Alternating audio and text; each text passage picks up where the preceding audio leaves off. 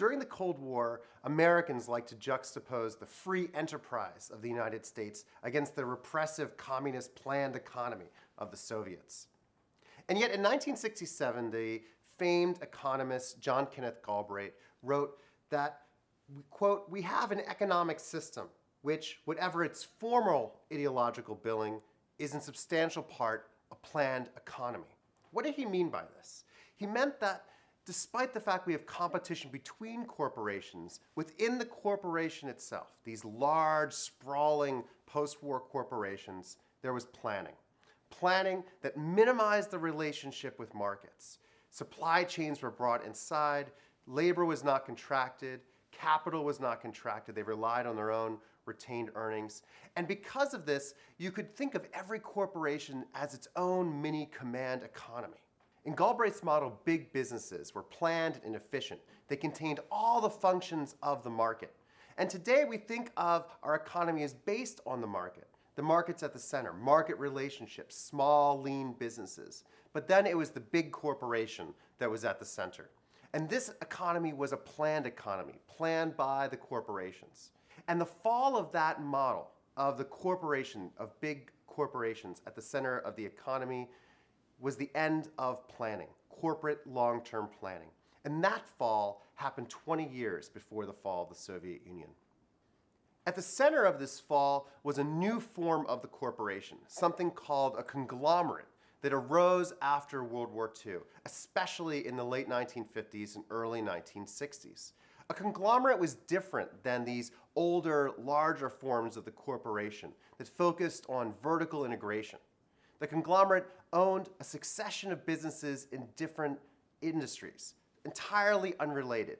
For instance, LTV, a gigantic corporation, conglomerate corporation of the late 1960s, owned missiles, basketballs, packaged meat, all manner of things, things that had no relationship to one another.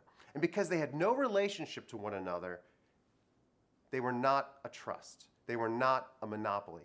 They were big without having market power. And in doing so, they were a totally new form of organization.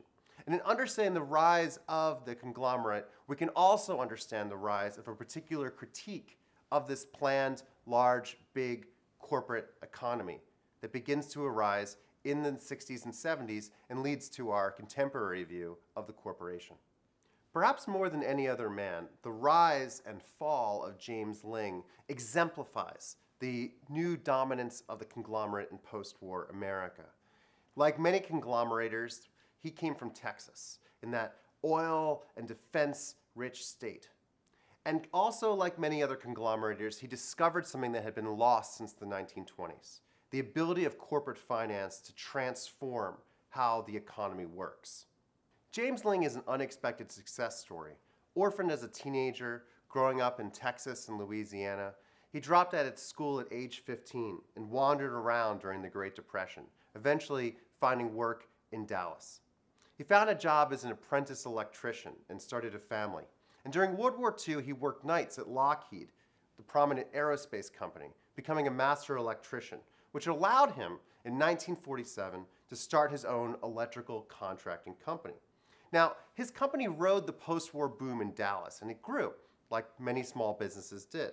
And he found himself at the head of a prosperous contracting company, servicing all those defense industries in Dallas. His newfound wealth brought him into the world of the country club of Dallas society, where he met all those Texas wheelers and dealers, the oil men who played fast and loose with the rules in a way that nobody in New York would ever do. And it was there he discovered the magic of corporate finance. At this country club, he learned about the difference between a sole proprietorship, his own small business, and a corporation.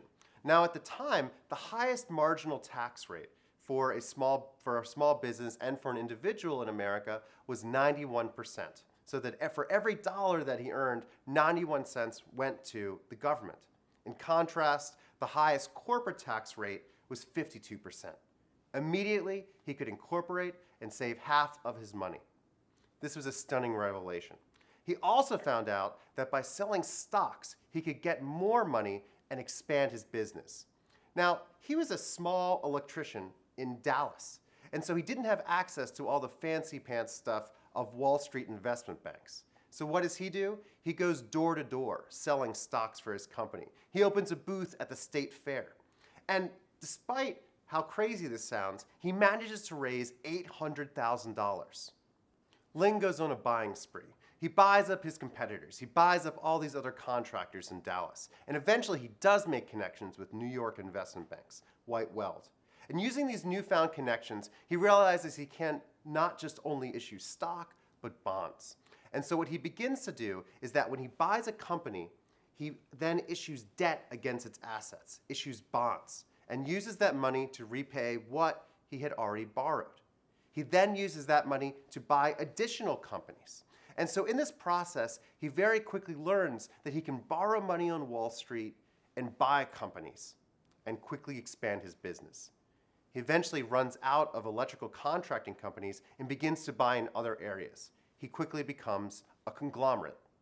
By 1962, his ambitions were growing larger and larger. He decamps from his initial small investment house to the much larger Lehman Brothers.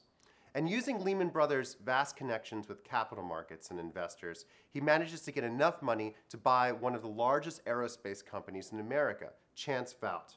And he renames his company Ling Temco Vought, LTV. James Ling was heralded as a managerial genius, but he was not alone. Alongside other conglomerates like Charles Tex Thornton and Charles Litton of Textron and Litton Industries, respectively, he was able to take any business and make it more profitable. This is the essence of the conglomerate, the belief that managerial science would reign supreme and be able to bring order to any business, regardless of what they made. Ling was then on a new buying spree through the mid-1960s. And it seemed like the conglomerates like LTV or Litton would grow forever. This all came to an end in 1968.